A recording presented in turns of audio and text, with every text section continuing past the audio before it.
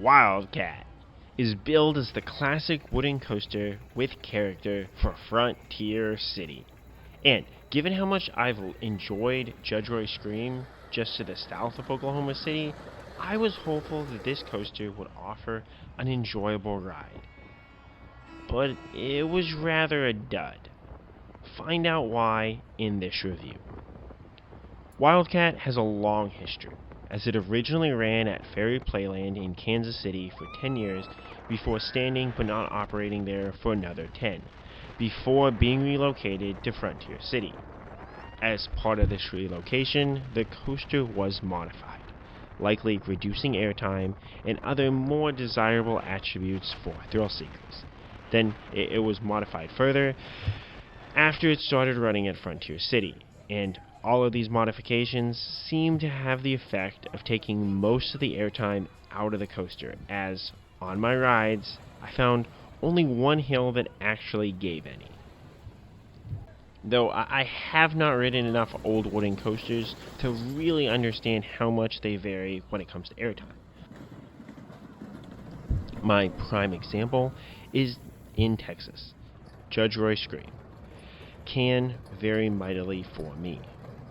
On a night of long lines for Fright Fest, I waited in a 30-minute line for Judge Roy Scream, only for it to give airtime on every single hill and run smoothly because of all that airtime.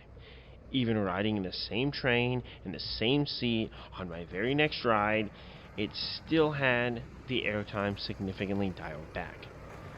And that's still better than some rides when Judge Roy Scream gives no airtime at all. I imagine, in some ways, Wildcat might be similar in that there could be conditions where airtime still exists, or certainly where it used to exist before modifications. However, I can only review the coaster based on my experience, which was very lackluster with slow drops. Frontier City, though, is a lovely theme park themed to the Wild West. Between well-themed flat rides, pathways, and shows, Frontier City has a bit of everything and is a really fantastic family park. Many coaster enthusiasts lament that this is only a half-day park, but I spent a whole day at this park and I still miss doing everything that I wanted to. With its location in Oklahoma City, this park is normally not too busy. I visited on a Monday, and lines were manageable for the most part, with the main exception being Steel Lasso and, on occasion, Wildcat. Steel Lasso makes sense, as the main issue with these Vekoma suspended family coasters is they only operate with one train, making it very difficult for them to eat capacity once a line starts building up.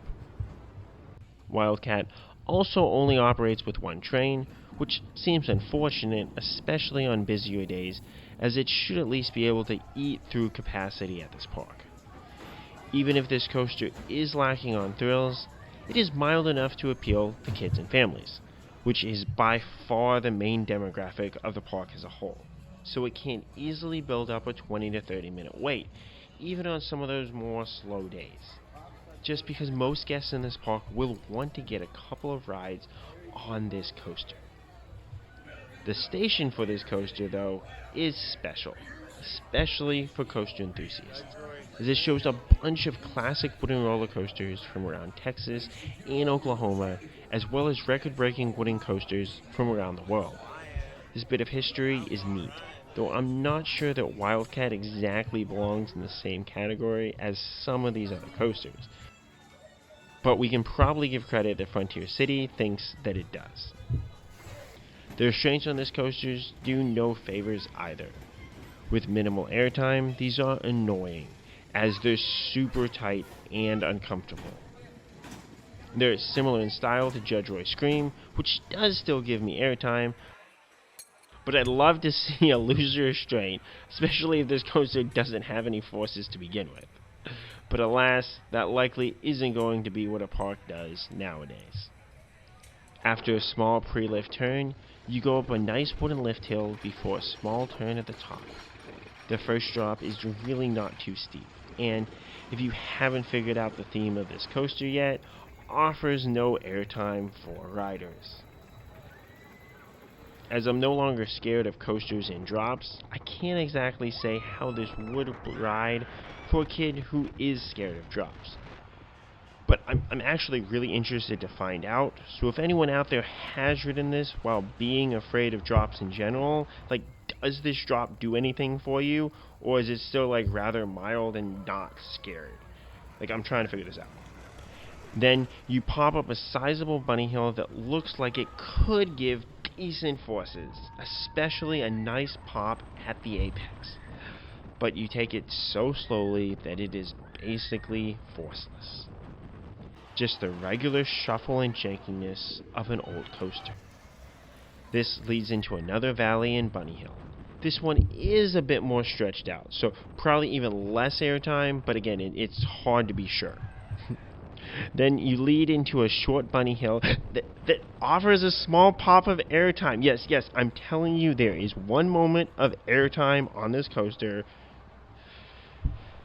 This airtime could be more of a combination of your speed, but just how the coaster bounces over this small hill, but you at least get something nice to end the outward leg of the coaster. Then the turnaround has a weird profiling as almost a turning hill, and you take it with enough speed that you get okay forces, particularly in minor laterals. Not super great laterals, but more than just a filler turn, which most of these types of turnarounds can probably be considered. This leads into another bunny hill that your train will crawl over, before a small straightaway and a slight turn left. That, with your lack of speed, does not offer any nice laterals like it probably could. Then you pop upwards and turn, bleeding off even more speed before a small drop. That leads to a pop up into a brake run. That is the pre-brake before a final small drop into a fake splashdown that returns you into the station. Overall, how good is Wildcat? If you can't tell, I did not enjoy my rides from a thrill perspective, but it does offer a solid-sized family coaster to a park that caters terrifically to families.